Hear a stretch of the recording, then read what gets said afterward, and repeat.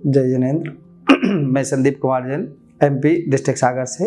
मेरे शरीर में बहुत सारे न्यूरोफाइब्रोमा की गठान पाई गई हैं। एक गठान राइट चेस्ट में अंदर स्पाइन रीढ़ की हड्डी से जुड़ी हुई थी, जिसके बारे में 2005 में डॉक्टर सुधीर दुबे, जो उस समय भोपाल मेमोरियल हॉस्पिटल भोपाल में थे, उन्होंने उसके बारे में बताया था और ये बताया था कि आगे चल के कोई प्रॉब्लम क्रिएट करेगी। लगभग 18-19 साल बाद चेस्ट में पेन शुरू हुआ। फिर भी मैं उन्हीं के पास डायरेक्ट आगे पहुंचा। उन्होंने बाकी रिपोर्ट्स चेक करने के बाद सजेस्ट किया कि ये डॉक्टर हर्षवर्धन पुरी इसका बढ़िया ट्रीटमेंट कर सकते हैं, ऑपरेट होगा वो, और उन्होंने उनके पास भेजा। डॉक्टर हर्षवर्धन जी ने जो हमें बताया कि ये बहुत छोटा सा ऑपरेशन होगा। मैं ये समझ रहा था कि ये चेस्ट के अंदर से निकालना बहुत बड़ी प्रोसीजर होगी, तो उन्होंने बताया कि लेप्रोस्कोपिक पद्धति से करने से वो आपको कहीं से कोई भी प्रॉब्लम नहीं होगी और कोई भी चीज़ इससे डैमेज नहीं होगी। नमस्कार। आज जिस पेशेंट की हम बात कर रहे हैं उनका नाम है संदीप जैन।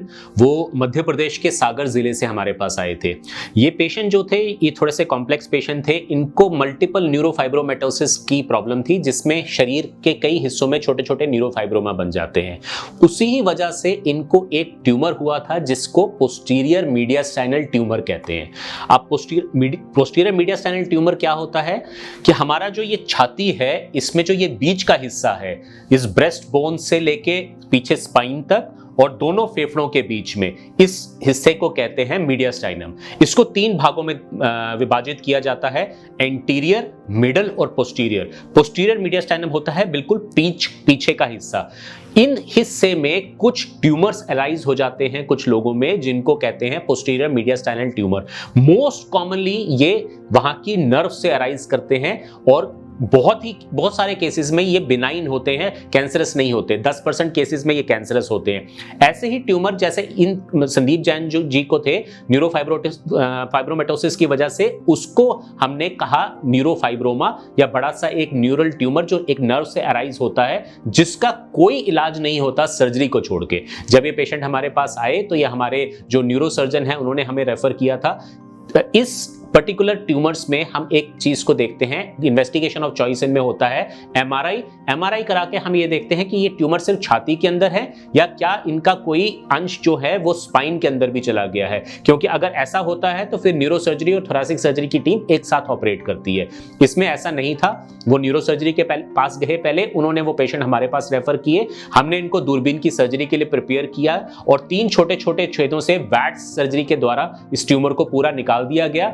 बहुत आराम से ये सर्जरी हो गई। अगले दिन ही ये अपने फिजियोथेरेपी रेजिम में आ गए।